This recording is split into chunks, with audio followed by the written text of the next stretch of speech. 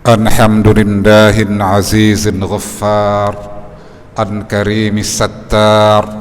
أشهد أن لا إله إلا الله الواحد القهار، وأشهد أن سيدنا محمدا عبده ورسوله المختار.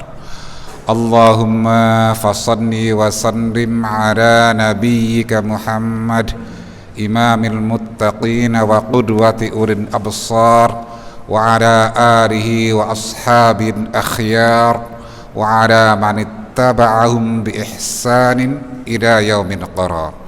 فيا عباد الله، أوصيكم وإياي نفسي بتقوى الله. اتقوا الله اتقوا الله اتقوا الله حق التقوى، إن للمتقين مفازا.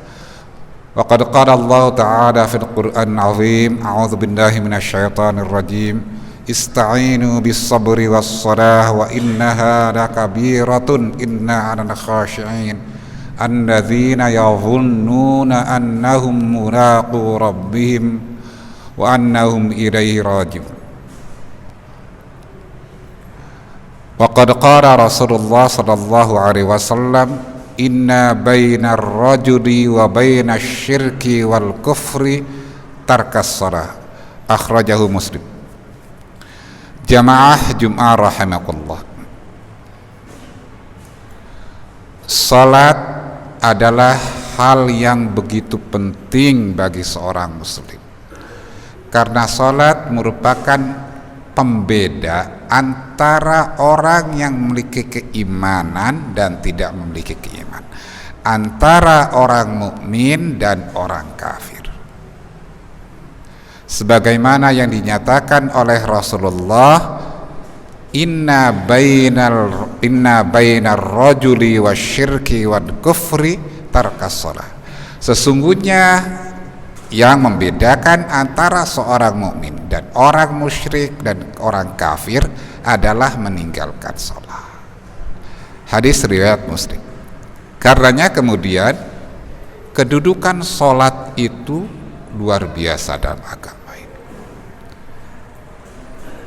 Permasalahannya kemudian, tentu ketika kita melaksanakan sholat, kita berharap andaikan kita itu semua diberikan pahala dari sholat kita itu secara sempurna.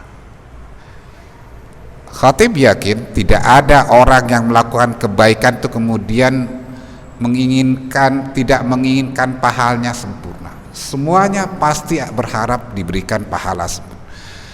Tapi Rasulullah Sallallahu Alaihi Wasallam mengingatkan kita, Innar rajula la yusalli wa la yuktabu min salatihi illa rub'uha aw khumusuha aw sudusuha hatta ila ushruha. Hadis riwayat Abu Daud, hadis sahih riwayat Abu Daud. Sesungguhnya seorang itu melaksanakan sholat, namun sayangnya kemudian ia tidak dicatat, tidak diberikan pahala dari sholatnya itu secara sempurna, tapi hanya 1/4-nya, 1/5-nya, 1/6-nya, dan setelah hadis 1/10-nya, mungkin juga bisa 1/100-nya. Hal yang membedakan di mana? Yaitu kemudian yang membedakan adalah seberapa besar menghadapnya kita kepada Allah. Dalam hadis Tirmidzi, Rasulullah menyatakan, Innallaha nasaba wajhahu liwajhil abdi fi salatihi hatta yaltafita. Sesungguhnya Allah itu memantapkan wajahnya kepada wajah seorang hamba yang lagi sholat sampai ia berpaling. Berpaling di sini kemudian ada dua hal. Apakah berpalingnya wajah kemudian tengok kanan, tengok kiri, atau berpalingnya hati? Jadi kemudian ada dua hal tadi.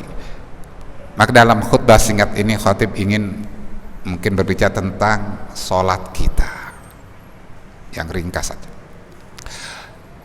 Karenanya kemudian Al-Marzabani itu menyatakan yahtajul mar'u inda salatihi ila arba'ati khisal.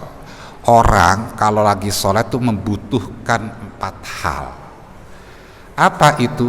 Ada hudurul qalbi, kehadiran hati kita ketika dalam sholat, wa syuhudu aqlin, dan kesaksian akal pikiran kita, wa khusyu'ul arkan, ketenangan anggota badan kita, wa khusyu'ul jawarih, dan ketundukan anggota badan, gerakan kita. Jamaah rahimakumullah. Yang pertama adalah yang dibutuhkan ketika kita sholat adalah hati kita itu menghadap Allah. Seringkali hati kita ketika sholat tidak menghadap Allah. Pikiran kita tidak memaknai apa yang kita lakukan, apakah bacaannya ataupun gerakannya. Memaknai bukan hanya apa yang kita baca, tapi juga memaknai gerakan-gerakan kita. Ketika kita sujud, seringkali kita masih memuliakan diri kita, padahal sujud adalah bentuk penghormatan yang paling tinggi. Bagaimana kemudian kita meletakkan wajah kita yang setiap hari itu kita muliakan, tapi kemudian ketika sholat kita letakkan di lantai. Bahkan diantaranya kita masih muliakan kalau kita tidak bawa sajadah yang lain, harus bawa sajadah hanya untuk meletakkan sajadah bagi wajah kita. Terlepas dari permasalahan fikih, Imam Al-Ghazali yang dikutip oleh As-San'ani dalam Subulus Salam mengatakan bahwa Imam Ghazali menyatakan dimakruhkan seseorang itu ketika sholat meletakkan alas, karena kemudian itu tidak menunjukkan penghormatan yang luar biasa kepada Allah, masih ada pada dirinya memuliakan dirinya. Subhanallah. Saya katakan ini bukan permasalahan fikih, bukan masalah sah atau sah. Bagaimana kemudian yang dituntut adalah ketika kita seperti dalam sujud tadi betul-betul menghambakan kepada Allah, merendahkan diri kita kepada Allah yang begitu agung. Jamaah rahimakumullah. Yang ketiga yang dibutuhkan adalah khusyu'ul arkan, khudu'ul arkan, yaitu ketenangan. Maka ketika kita sholat, kita harus berusaha untuk tidak melihat kanan kiri dan segala macamnya, tidak tengok kanan kiri dan segala macam. Ini dalam rangka menenangkan diri kita. Bahkan mungkin saja berkaitan dalam konteks ketenangan ini, kita pun untuk menenangkan anggota badan kita supaya enak sholatnya, memaknai sholatnya dengan tidak tegang. Seringkali kita meletakkan anggota badan saja, ketika sedekap tangannya tegang segala macam, dan itu tidak akan membawa kenyamanan batin bagi kita. Jadi sifatnya rileks, tapi kemudian penuh makna. Yang keempat adalah khusyu'ul jawarih, yaitu ketundukan gerakan badan. Yang dimaksud dengan ketundukan gerakan badan adalah seluruh gerakan kita itu disesuaikan dengan ajaran, sehingga kemudian gerakan dan perbuatan kita ketika sholat itu sesuai dengan tuntunan yang diajarkan oleh Rasulullah SAW yang menyatakan shollu kama ra'aitumuni usolli, Sholatlah kalian sebagaimana aku sholat. Jamaah Jumat rahimakumullah. Keempat hal ini itu sangat dibutuhkan agar kita bisa nyaman dalam sholat dan bisa memaknai sholat, sehingga kemudian sholat kita tanha anil fahsya'i wal munkar, mencegah dari perbuatan buruk dan kemungkaran. Namun hal yang lebih mendasar menurut Ibnu Qayyim dalam Dzauqus Shalah itu adalah kemudian al-iqbal ilallah, menghadap Allah. Ini seringkali yang kemudian kita tidak persiapkan. Ketika kita akan sholat, hendaknya kita harus mempersiapkan diri kita menghadap Allah. Jadi ini yang paling inti sebenarnya. Ketika kita menghadap Allah, maka yang lainnya pun akan terbawa. Sudahkah ketika sholat kita itu tengah menghadap Allah yang Maha Agung dan segala macamnya, karena kemudian kita mengucap Allahu Akbar wallahul asghar, Allah yang Maha Besar, Allah yang Maha Agung, dan selain Allah adalah kecil dan tidak bermakna.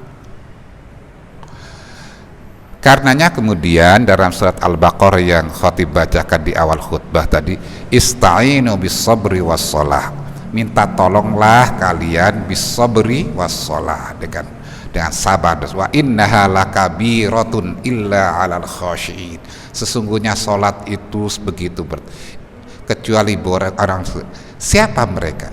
Alladzina yadhunnuna annahum mulaqu rabbihim wa annahum ila rabbihim raji'un, yaitu mereka yang beranggapan ketika sholat itu lagi bertemu dengan Tuhan. Khatib tekankan annahum mulaqu rabbihim, tengah bertemu dengan Tuhan. Jadi kemudian hati kita itu seakan-akan lagi ngobrol sama Allah. Ya Allah Rabbighfirli, orang mengucapkan Rabbighfirli kok buru-buru. Rabbighfirli, ya Allah ampuni aku ya. Kok kemudian ngebut?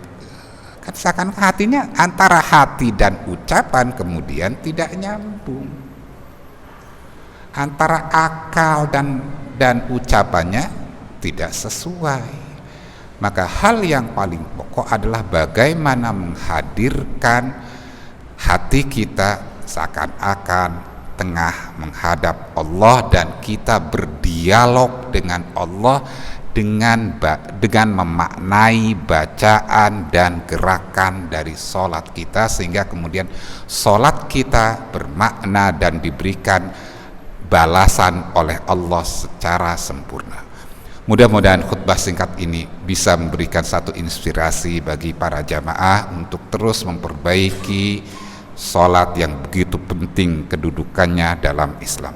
Barakallahu li wa lakum fil Qur'an wa nafa'ani wa iyyakum ma fi minal ayati wa dzikra. Taqabbalallahu minna minkum tilawata innahu was-sami'ul 'alim.